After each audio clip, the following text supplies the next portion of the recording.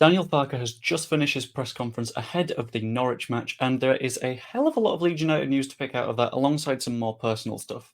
I quite liked his long, rambling talks, but a lot of people didn't, and that's completely fine. Just watch this video and you will see a nice condensed version. Let's get into it. First up, we have the injury updates, and there were plenty of them. We've just had an international break, which is 2 weeks for all the players to try and get a little bit of time to recover. And the first bit of news is a big return. Willie Gnonto is back and available to be picked for the squad. If I remember right, he said that he started training last Sunday and has been with the team throughout that period. The fact that he's available is a very good sign. Even though I personally wouldn't pick him in the first 11 this weekend, the fact that he's available off the bench is very good in case we're not able to break through that Norwich defence. In addition to that, we have Jamie Shackleton, who's back in training. He apparently started training on, I think, Monday, and has been with the squad for the last 4 days.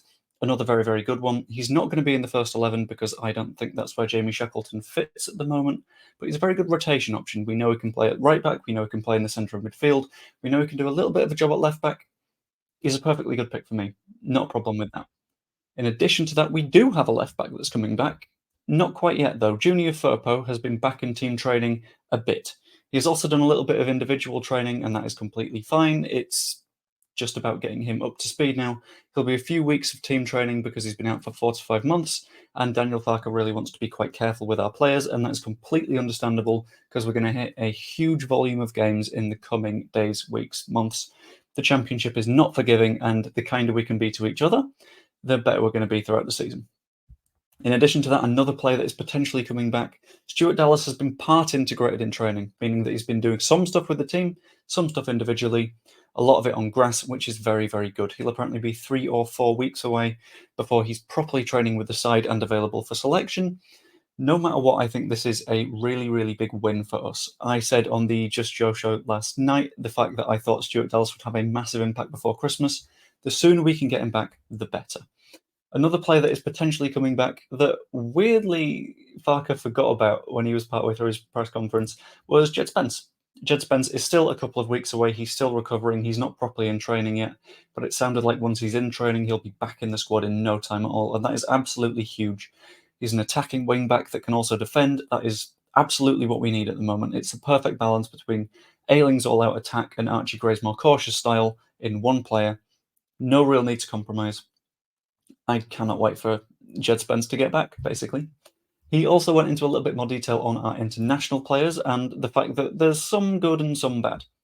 In terms of good, there were a lot of players that got a lot of match load in them, and that is a good thing for players like Ilya Gruev, who hasn't really got many minutes for Leeds United yet, and Charlie Cresswell, who is in the same situation. Cresswell also scored a goal in international duty and seemed very happy to be making a positive impact with his FA. Very, very good. The fact that Cresswell is getting more minutes means that he's still developing whilst not getting into the first team at Leeds United, understandably as well, because he's behind Joe Rodon on one side and Pascal Struijk on the other. They've not made too many big mistakes, so the fact that Cresswell is able to play fairly good football is good. There's also been no significant injuries, but Leo Kilda is a little bit of a doubt. Apparently, he's got a little bit of a niggle in his Achilles. That could be an issue because it removes one of our potential left-back options, but we can flex around that. We've got plenty of options that we can just rework. We've still got Byram there. Byram gets injured, then we might have a bit of a reason to be concerned, but that's not a problem for us just yet. Some players also reportedly need a little bit more recovery time, this being the players that have played a lot of football. So since returning from the international break, Farke's only done one full team session, and that is tomorrow before they travel to Norwich. I completely understand this. Gives a lot of players all the rest that they need, and it means they can come back into the squad completely fit. Off the top of my head, that'll be an issue for Ethan Ampadu. Dan James didn't play all of the matches, but he still played a massive part, and Joe Rodon. Those 3 players staying fit is absolutely key because it's the core of the team in that you've got Ampadu and Rodon who play midfield and attack, and then Dan James, who is one of our best crossers at the moment, which is a weird thing to say considering he didn't impress too much in his first period at Leeds United. Also means that we have been able to do a little bit of specialist training, and that is quite good because it means that you can focus on the attacking unit doing some finishing or the defensive unit dealing with set pieces without having to say everyone gets involved in this training thing, but you're training set pieces so your attacking players don't get the time. It means that you can put some proper time and attention into the players that really need it. That is the biggest benefit of the international break. However, there is a little bit of bad news-ish. and it's the fact that there's a little bit of concern over Archie Gray as a result of this international break. He played all 3 matches with England, I think under 19s, 20s, one of those, which means that in the past 15 days or so, he's been involved in 5 full games of football. That is not ideal for anyone, especially a very young player, and Daniel Farke properly went in on this.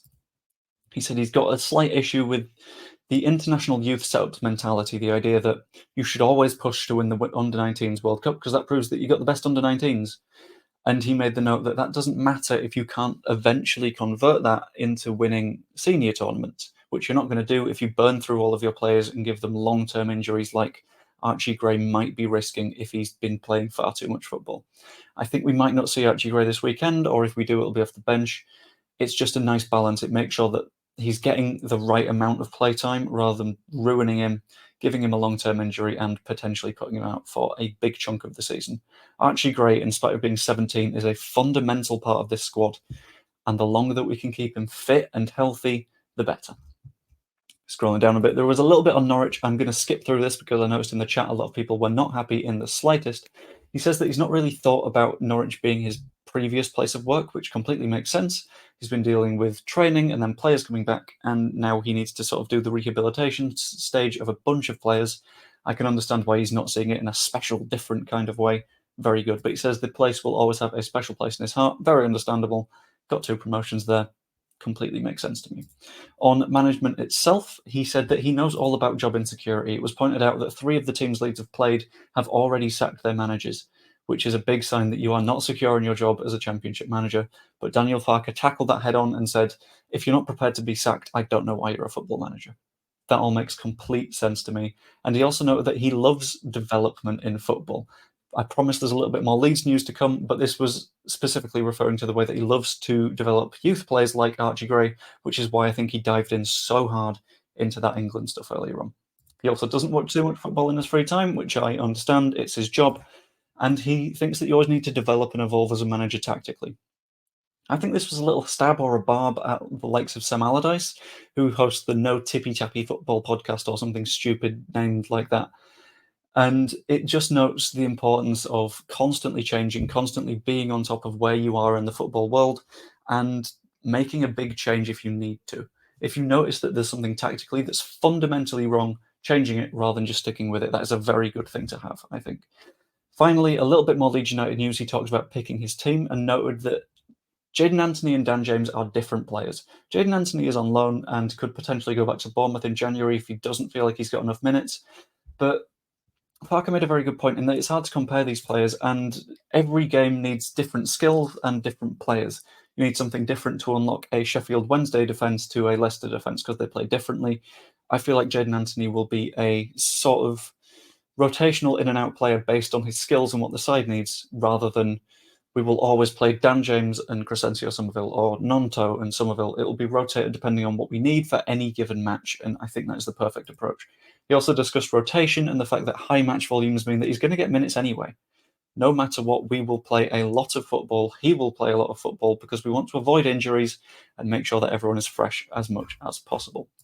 Anyway, that was Daniel Farke's Norwich update. If you have enjoyed the video, please drop a like, comment what you think in the comments below, of course, and subscribe. If you want, you can even pay for a membership. I'm not going to push that too much because I understand it's a lot to ask, but hey, I might as well try. Hope you enjoyed the video. I will see you later.